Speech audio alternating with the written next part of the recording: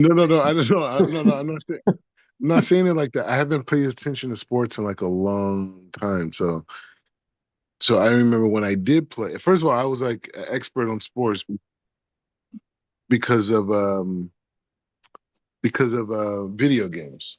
Mhm. You know what I'm saying? So because of like John Madden football and all that type of stuff, like we, had we knew the players were this, I mean, I played sports too, so also that was also a thing. So that whole thing. But yeah, so the Cowboys, I mean, I remember they were America's team. I mean, that was the whole thing. So I didn't know. Maybe they won two Super Bowls. So I have no, three, four. I have no. I know the Patriots took over for a long time. Bro, I think the last time the Cowboys won a Super Bowl, I was 4 years old. Was that was like in the '90s with like Troy Aikman and those guys? Yeah. Yeah, that's the last time we've been to a Super Bowl. I think we won one playoff game in the last uh so many years. So yeah, yeah. I feel like the Cowboys need a new owner. Hey, maybe so. Maybe a lot of stuff, man. It's crazy. Being a Cowboy fan is definitely you gotta have a lot of Muna. It's crazy. So so these days,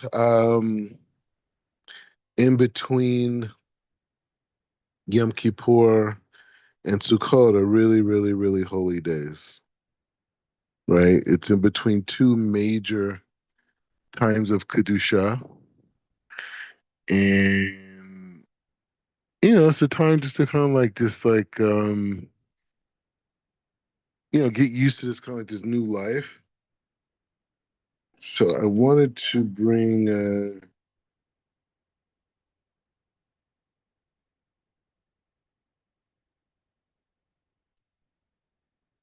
I don't know, I wanted to, it's like one of those things where it's like, like you get like this kind of like inspiration to learn this particular thing. And like after you finish like learning it, you understand why, but like in the beginning, you don't necessarily know why. So, anyways, I want to learn a little bit of Kav HaYashar. It's a sefer we learned a long time ago, but we haven't been as consistent on it. But it's very big concepts in it, and God willing, it'll be something that we could gain from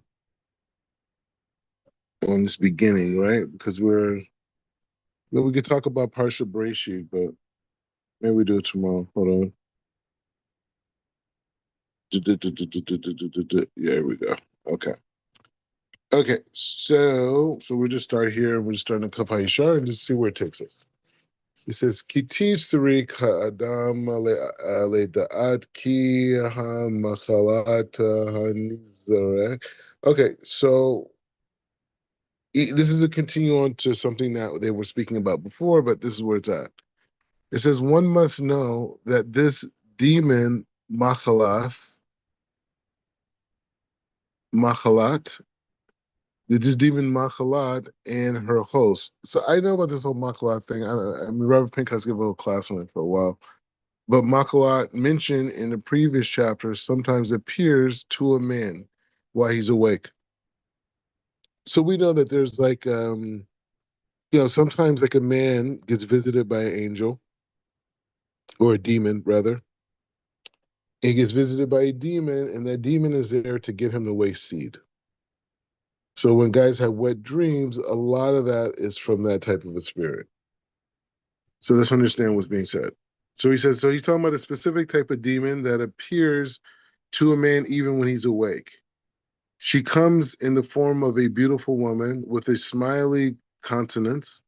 She laughs with him and bears him children called foreign sons or destructive sons.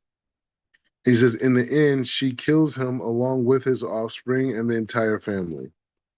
We have heard tales of just such an incident that took place in our own time. I will relate to you, my friend, how the matter fell out. So he's about to tell us a story. So he says, so there's some type of a woman that appears, or there's some type of a demon that appears as a woman, and I guess seduces a man. She's beautiful, she's very charming, and she brings this guy in, and she ultimately has children with him, and at some point she takes everyone out. Why are we learning about this? We will see. So he says, and in the end, she kills him along with his offspring. Okay.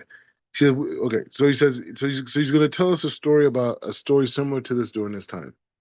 I will relate to you about a story. Okay. He said, it happened during the year 5,441 and 500, 5,000, or and 500, 5,000, or sorry, 5,442. So we're in year 5,786. That's where we're at. So this is a little bit ago, right?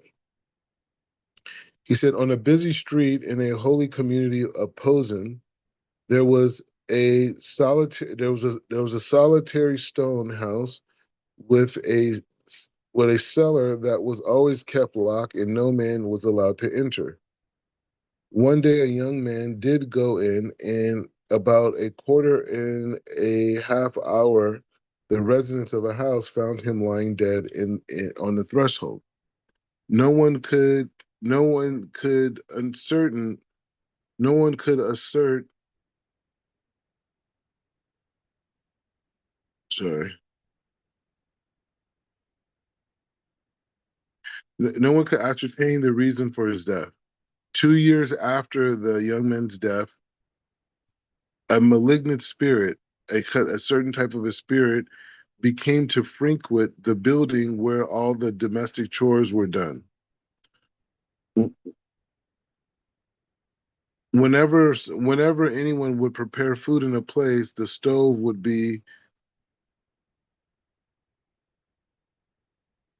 anyone who would prepare food on the stove would later be found with dirt and ashes, rendering in unfit for. Whenever someone would prepare food on the stove, it would later be found with dirt and ashes, rendering it unfit for consumption. Okay, so it's going further. It's saying, okay, so he's telling a story. Rabbi Tzvi, be with us. He's telling a story about a particular place where there was a house, and in this house there was an attic. No one went into it, and one day a person went into this attic, and he was found dead. Okay, so he says,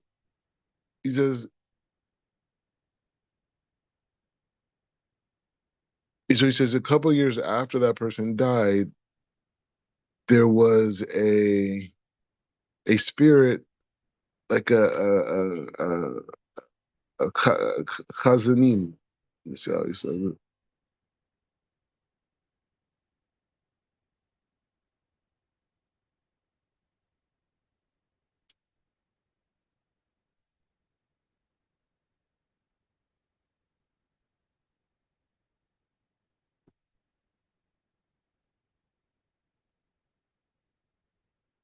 Okay, so this particular spirit, there's a particular spirit that showed up, and it showed up, I guess, in an area where people were doing domestic chores. And so whenever someone would cook food on the stove, if they left and came back, the stove would be covered in ashes and the food could never be cooked, never be ate.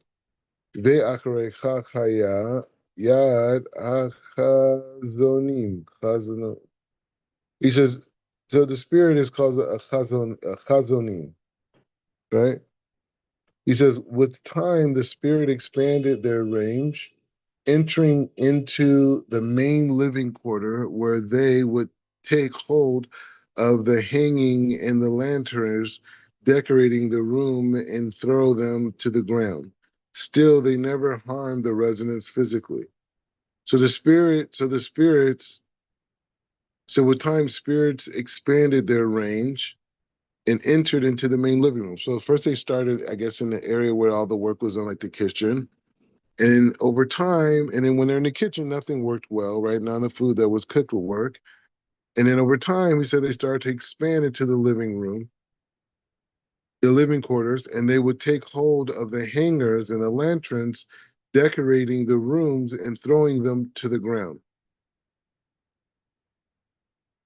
still they never harm the residents physically, right? They merely cause them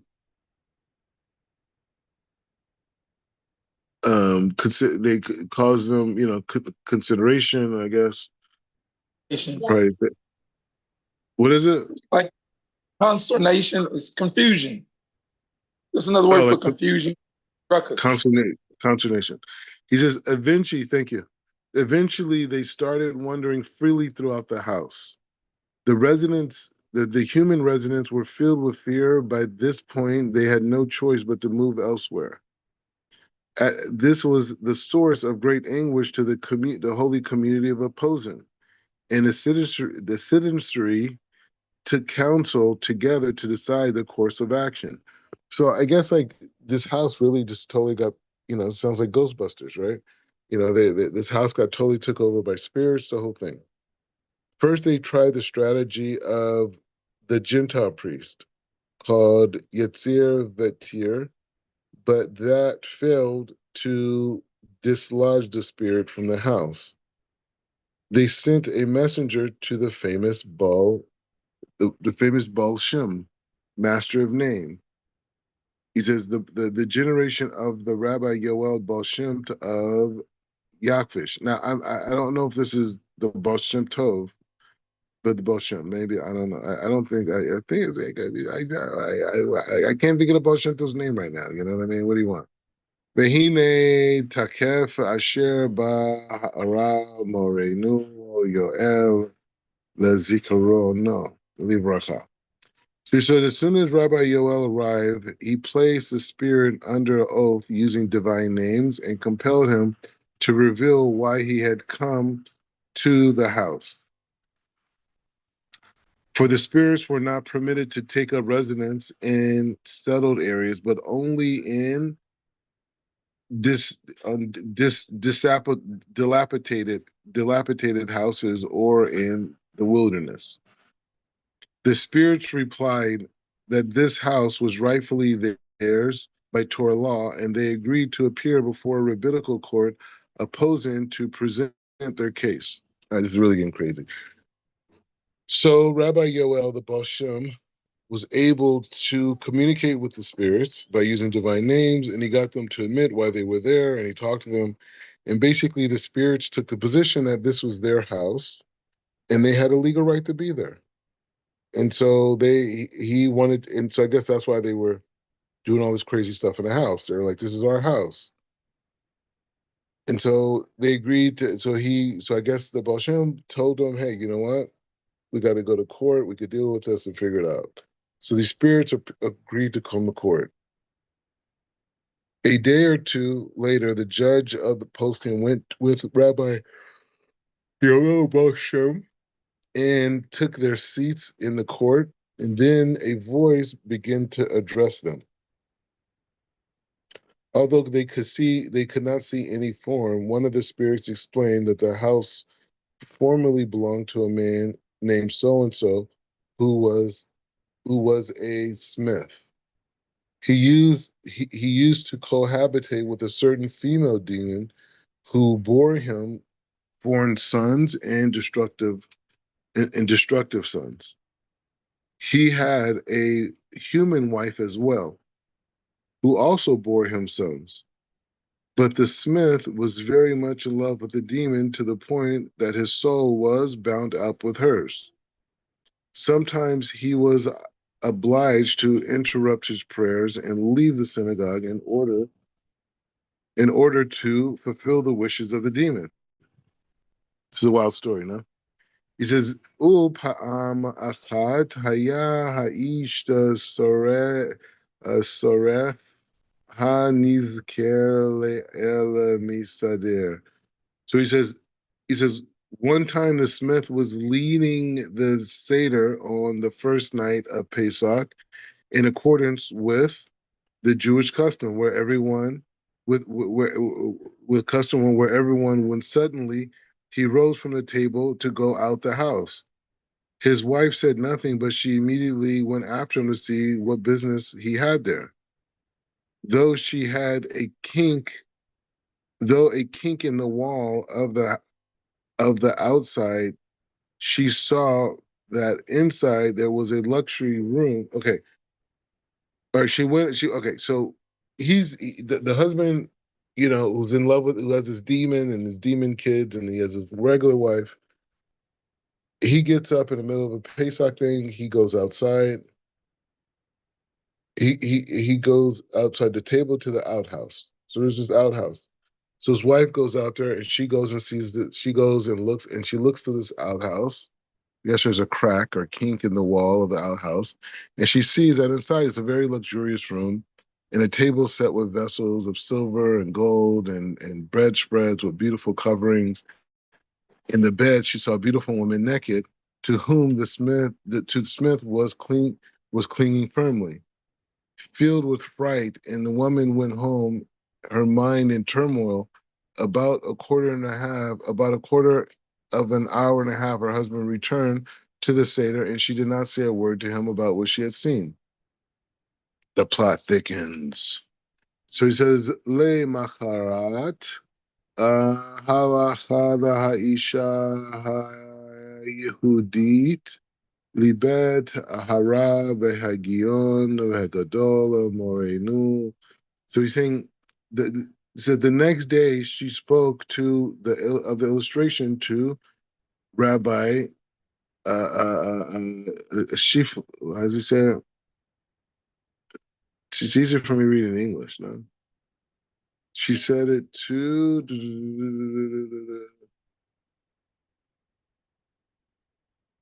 All right, so here in Hebrew it says Shifatel, Shifatel, Shifatel, Sheftel, Shavtel, whatever. Rachel, rabbi of the Shlach. Ooh, Shlach Chodesh. It's the big people. And he related to him everything that transpired. The rabbi sent for Smith, who confessed that he had a foreign wife who was not of human stock. The rabbi composed an amulet containing the holy names in which he compelled the smith to abandon his foreign wife and the malignant spirit, and sometime before the man's demise, the demon came back to him weeping.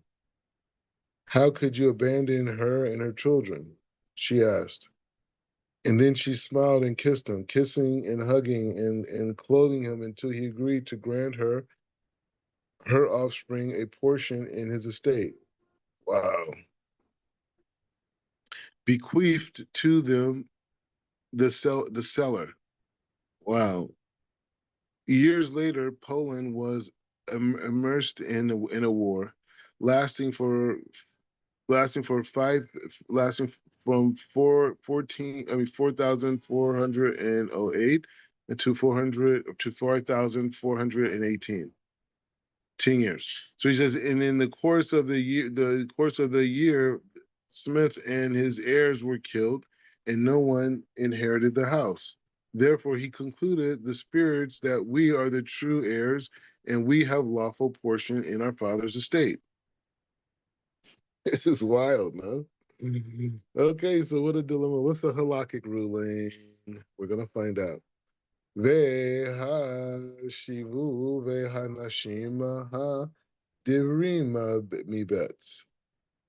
So he says the current owner of the house responded that they purchased the structure in full price from Smith and his representatives. Moreover, the spirits do not have a legal status of offspring. Finally, their mother was a demon and had compelled Smith to live against his will.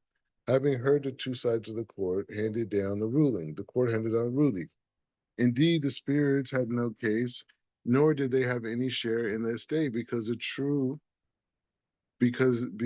true dwelling place is in the wilderness, not in areas of human settlement. After the ruling was delivered, Rabbi Yoel bound the spirits by oath to vacate the premise, according to the seller, including the seller, and return to the forest of the wilderness. From this incident, you have a clear demonstration when a man is clinging to Lilith or one of the cohorts of Machala, he uproots himself and his entire family from the world until no memory of him remains. Al kan yitrachech ha'adam min ha'nizut. Hazanut. He says, therefore, a man must distance himself from immoral lust of a demon, comes to him in the form of a woman, and clings to him or his offspring. Heaven forbid that he will cause himself harm. Fortunate is one who creates protective barriers for himself and heirs to the wife of his youth, who is likened to a grapevine. And fortunate is his soul, for he does not deliver his strength to foreign powers. In any event, a man must be careful to not waste his seed, and if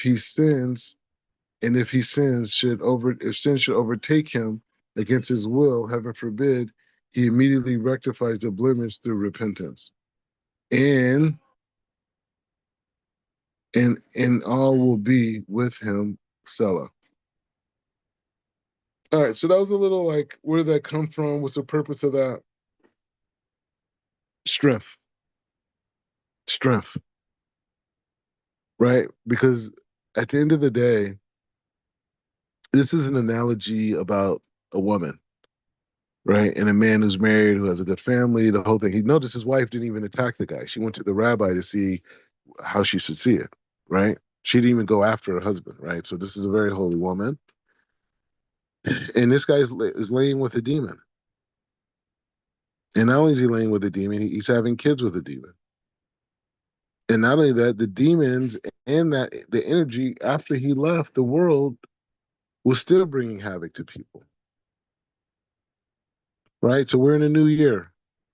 Separation from anything that's not ours. Because the thing about it, you may think that you're getting away with something. You may think that you're winning. And I'm talking about just looking, right? Let alone speaking, let alone communicating, let alone eye contact, right? Anything. And I'm talking not in person. I'm saying even on your social media, anything. I'm not talking to you guys because you guys are holy Siddiqim. I'm talking to the people who are listening on YouTube, right? And I'm saying by that dynamic, if you want to be great this year as a man, you have to protect your bris milah. You have to protect your mind. Anything if a man is married, anything other than his wife, he should not.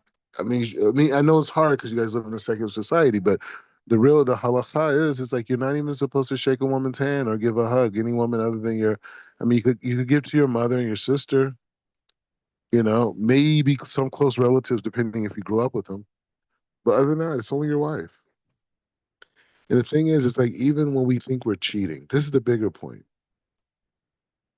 You think you're getting away with something. You're not. Hashem created the world. We're learning how the universe was put together. So the whole notion that we can shortcut the system or get away with something or any of these things, right? We're just fooling ourselves.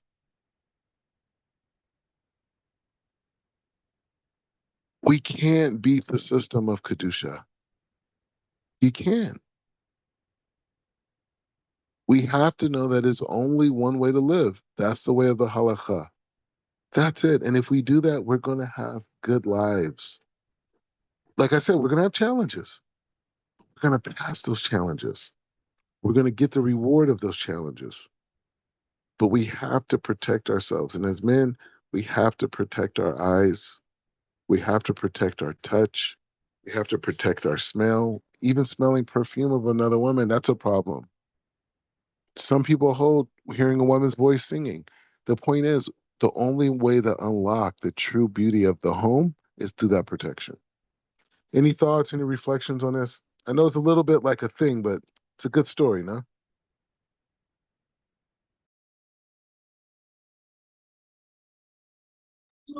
Yeah, but Baruch Hashem, it really it really brings it back to what we were talking about this morning, from the aspect that, you know, and everything is a test.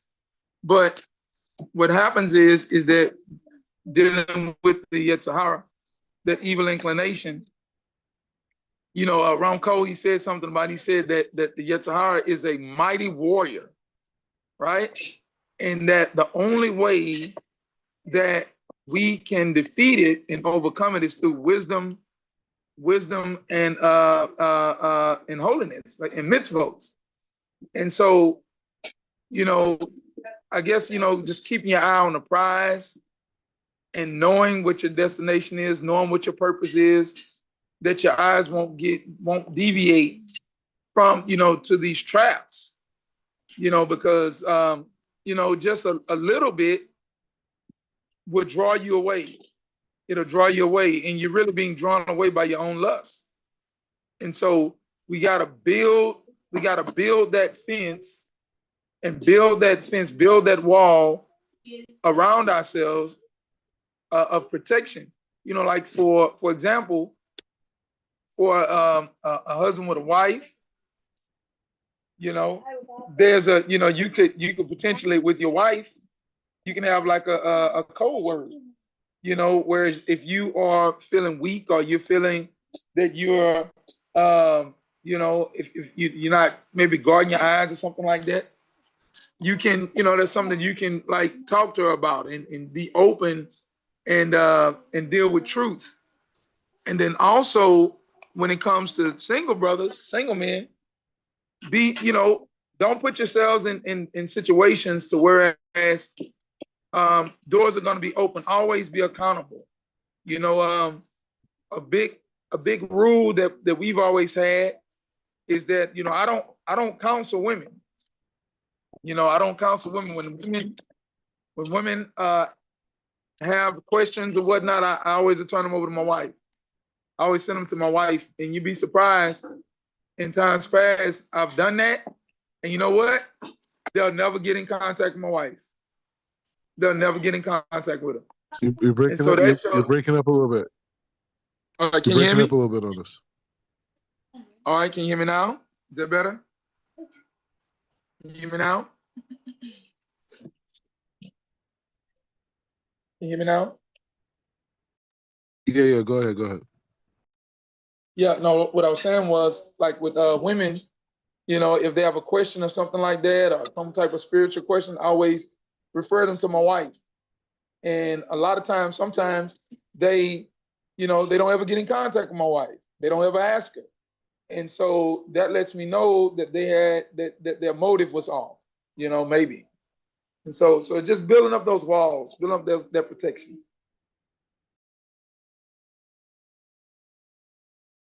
Yeah.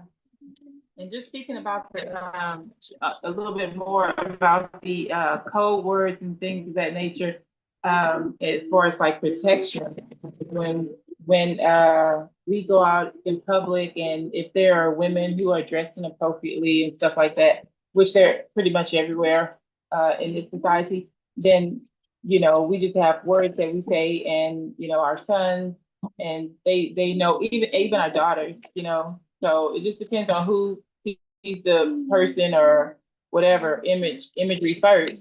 And we just say those words and everybody knows to look the opposite direction and just to try to protect us, because it's very real, you know. And it's not just for men, it's for women too. But I know that men tend to have those struggles a lot more. But, you know, my husband and I, we were actually talking, I guess it was about a week and a half ago, about how beautiful it is that you had shared with us, Chief Rabbi, that you weren't wearing your glasses.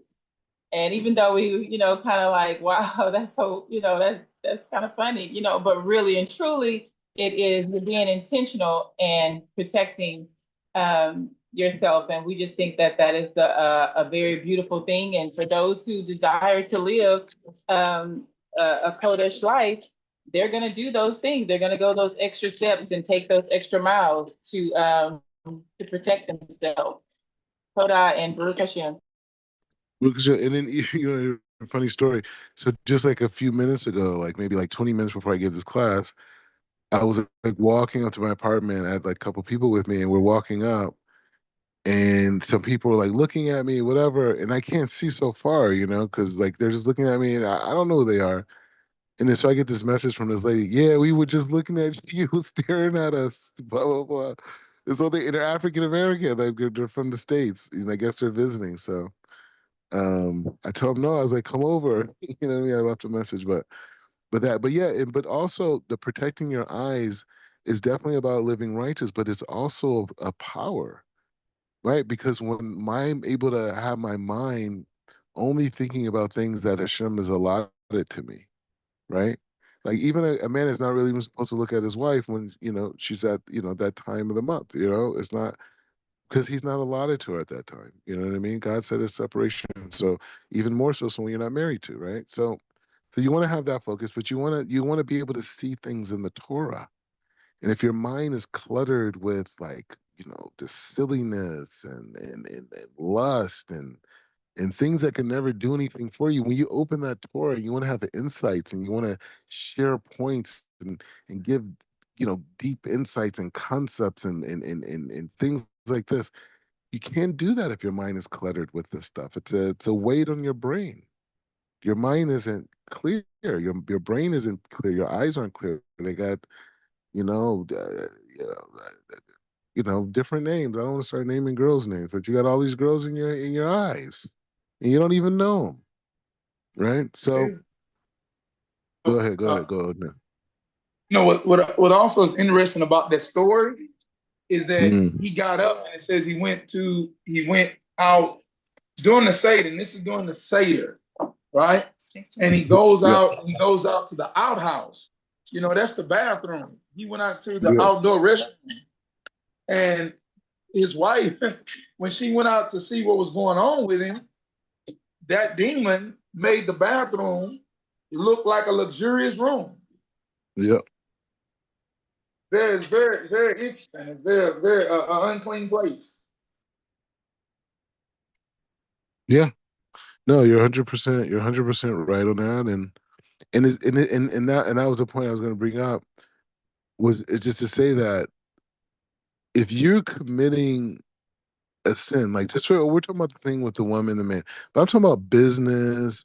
I'm talking about all types of things. Don't think whoever you're in partnership in that functionality, don't think that that's anything other than a demon. You know what I mean? Like we think this whole demon thing is not like real and this type of thing. And it's not to say that a person could be possessed by a demon at a particular moment and another moment not, right? So that's also a thing. But we've all been in life and we've been around certain people and we were doing things that we wouldn't. And we looked at that person or that situation like, damn, these are demons. We said that to ourselves. We didn't read this particular Safha Yashar, but it was something instinctively that told us that. And that's the thing. The creative system that we're learning is showing that there's only one way. So the other way is connected to that illusionary reality that we have to get through in order to connect to God. Right? So the guy who thinks like, oh man, she just looks so good, man, I could help, oh man, but that guy, bro, that was a demon. Because anything that's not in the creative system of Hashem is on the other side of Hashem. So you're not winning. You know what I'm saying? Like you think, or that guy you're doing business with, that guy who asked you to do that one thing that wasn't legal. You know what I'm saying? That one guy who gave you. Look, think back on it. People were possessed. Maybe they were complete demons, or they were possessed at that moment, right? People, God forbid, maybe even family members. You know what I mean? There's situations. So the point is just saying that. Um, the point is just saying that these are like really real things. You know what I'm saying? And anything that, and I'm saying, I'm strengthening myself too. You know what I mean? Like I'm saying, like that there's no shortcuts to real dynamics. And I'll say this. When we talk about like relationships and love and like everyone talks about their soulmate, all these concepts. You hear it. But one of the things I realize is that you can always find people that get along with you. You can always find people that like you. You can always find people that admire you. But to have a true friend To have someone who's truly in your corner, someone who truly is invested into your success and not your circumstance, right? And I'm not saying me specifically, I'm just saying anybody. I'm just saying to have that, to have true love, to have children that are blessed. All these things are blessings. You can't guesstimate that. You can't to have money that's truly blessed. You know what I mean? Like we talk about people like, have the ability to share for charity and things around Kedusha, right? That's a gift. You know what I mean? Rich people don't, that God has not given them the permission to share. And we just say, wow, he's really miserly. He's like, no, that's a curse. That's a curse. To have a ton of money and then not be able to use it for charity and just all use it only for selfishness, that's a curse. We could change generations. You could change the mazal of generations through charity, right? You could remove judgment from a whole generation through charity.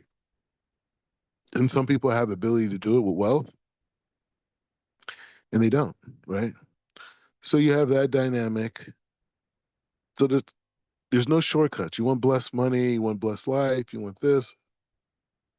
We already did the tshuva we're supposed to do. And so now it's just about living. It's just about living and that thing. And I think the biggest thing to take from that story is any deviation with God is fraternizing with demons. That's it. Any deviation from God, any deviation, whether it's as it relates to the opposite sex, either it relates to our business dealing, whether it relates to our conduct, whether it relates to anything, whatever we're looking at, whatever, anything other than that is a demon laughing at you and saying, hey, I got him. I got her. I got him. The ego, this, all these things, people coming at you, trying to get you reactive. Anyways, we'll continue on, but this is the beginning of the year for all of us. Shabbos was actually the first day of the year, which is like a big deal that you get to start the first day of the year on Shabbos. And so this is the second day of the year, and we're doing good. We're doing good. Yep. Go ahead, Right. please. The second day of Sukkot, the 16th of Tishri, that is our daughters, our 13-year-old daughters. That's our Yatzar day. Her yard site? Yes. Okay. So the second day, just kind of live up on it. Okay. Let's talk a little bit later on. We'll talk a little bit later on and figure out something for that. Because the 2 day, so the second, yeah, we could just do something on the second day. It's only one day for Sukkot, first day, right? It's only one day. So No, it's 2 days. You guys got two. Oh yeah, you guys are in America. Yeah. That's 2 days. It's hard out there, man. It's hard. All right. I don't light a candle. Yeah. Well, okay. Yeah. Okay. Fine. But we're like, okay, fine. Okay. We'll figure it out. Okay. If you want to do something extra, we could do that, or we could do it afterwards, type of thing. Because it's always either the day before, the day of, and the day after. There's a very big connection to the anything. Like if it's a Rosh Chodesh, if it's a yard site, whatever it is, there's a connection between those 3 days. Anyway, so we can figure something out with that. But yeah, the key thing is just it's not about fear, but it's just saying like, hey man, like I mean, it's I don't have time to sit around and like be sad about sins. I'm trying to just go higher. Sin. I mean, you do go higher when you do tshuva, but all this back and forth stuff is like it's not functional. It's not.